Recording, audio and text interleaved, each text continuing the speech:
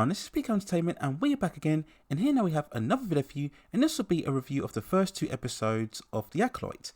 Now there will likely be spoilers throughout, so just beware when going into this overall video, and you can check out my coverage of the previous Star Wars live action series within the channel, and I'll leave a link within the description. So overall, The Acolyte represents the 6th live action Disney Plus Star Wars series after The Mandalorian, The Book of Boba Fett, Obi-Wan Kenobi, Andor and Ahsoka. The novelty this time round is that the story is set over 100 years before the Skywalker saga began, with of course the Phantom Menace, and it focuses on the High Republic era of the Star Wars mythology, where the Jedi Order was at the height of its power at a much more peaceful time within the galaxy. The Acolyte series debuted on the Disney Plus platform on Wednesday the 5th of June 2024. Now the show's outline follows the story of peace within the galaxy, but there emerges more individuals who have the ability to use the Force. And here within the story we start with an individual named Asaya Asanea, who was a former padawan who left the Jedi Order when she was very young. She spends her time repairing ships, but she's arrested for the murder of Master Jedi Indira. Asaya's former Master Soul is asked to investigate this matter and heads a small team to track down Asaya when she escapes her prison ship. We learn that Asaya lost her family when she was very young before joining the Jedi Order, and that she also has a twin sister named May, who we will see later on is still alive and is actually an acolyte trained to kill Jedi. Now at the beginning of the second episode, we see the Jedi group continue to pursue May as she continues killing Jedi. We see later on that Soul confronts her before she manages to escape, and the overall chase continues. So despite being only 2 episodes in, does the Acolyte show any signs of improvement from what's been a very disappointing and lackluster run of Star Wars material in the last 4 to 5 years? Well, overall I think this has been a decent and solid start, nothing extraordinary or exceptional, but not the almighty disaster that I'm sure many people are almost determined for this to be. Plot wise, it sets its stall out immediately, you know what's going on. It flows along just fine in terms of narrative as we stay focused solely on a chase, story and also elements of mystery. These elements will hopefully be more compelling when they are revealed later on down the line as we go on to discover who May's master is, and also how the twins were separated before this point, and hopefully that's where we can explore much more in terms of their character depth. I did like some of the flashback moments with Asaya running through the forest, seeing her and May's younger self. We had similar visual overtones of the mental connection between the 2 individuals seen between Rey and Kylo Ren in the Disney Star Wars movies. Now in terms of production, there were no issues here, both in terms of the practical sets or the CGI. This is what we would come to expect for such a high budget with this show, which I believe is in the region of around $180 million. And overall the story had a nice pace to it and energy and colour. Overall I'd probably say that the first episode was better than the second episode, but still overall was very easy to follow. However, of course, it was far from perfect, and within both episodes there were some issues. The first being the characters, and 2 episodes in and the personalities are a bit bland and a bit one note. All of the characters speak in that one note stoic dictation as if they're reading off notes or an auto cue, and it does deny them of any real charisma. And to be honest, this has been an issue ever since the prequels.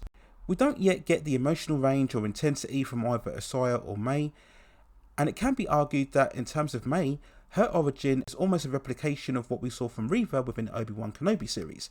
We have the angry, vengeance-seeking teenager who was traumatized by a truly horrific experience during their childhood. And it wouldn't surprise me if we indeed get that flashback sequence of that event, and again it will probably be very similar to what we saw in terms of Reva's origin within Obi-Wan Kenobi. Now I also took issue with the fact that May was being painted here as some sort of feared ultimate assassin, yet she was clearly overpowered and inferior to each Jedi that she encountered. We saw this in the opening sequence with Carrie Ann Moss, who I couldn't believe was only in it for a short time, as Master Indira before being killed by May. I just couldn't understand why you would get such a prolific name for such a short space of time, but there you go. But even as we saw May encounter other Jedi throughout these 2 episodes, they easily could have disarmed her or used certain objects to certainly capture her or incapacitate her in some way, but they just didn't do it. And this is just because the plot required it, that May obviously has to last throughout the entire season, and I just felt there were better ways that they could have worked this narrative out. I also look at the way that both episodes ended really abruptly, which gives that impression again that this is much more like a film story that has been segmented into episodes, much like what we saw with Obi-Wan and Ahsoka and the Book of Boba Fett, where episodes really don't have that standalone entity to them. Now, sometimes serialized storylines can be good if your overall plot is compelling, but if that's not the case, then everything can seem like just such a drag, and once more you have to make sure that you watch the previous episode to catch up with the events of the current episode. The Acolyte is really going to have to find quickly that consistency in terms of its quality and its characterization if it's going to prove to be a watchable series. And hopefully we do get a much more expanded storyline, just so we can cut much more deeply into these characters, as well as establish who the real villain is, where it's clearly not May.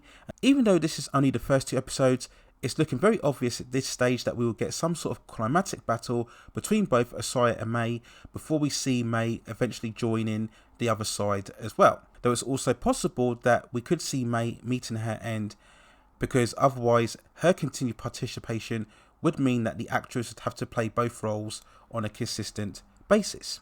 But other than that, I really couldn't find too much more to complain about, certainly the first 2 episodes of The Acolyte. Now, I do understand there will be many others who will find plenty to complain about. Some of those complaints will be genuine, and some of those, unfortunately, will be very typical and very predictable. But at the end of the day, when you look at these first 2 episodes, there really wasn't a lot that went particularly wrong. Again, nothing truly special or fantastic, but I think overall it's a decent start, and I just hope we can actually move forward and build some momentum and actually generate a good and compelling Star Wars live action series, because we sadly haven't had that so far yet within the era of the Disney Plus platform.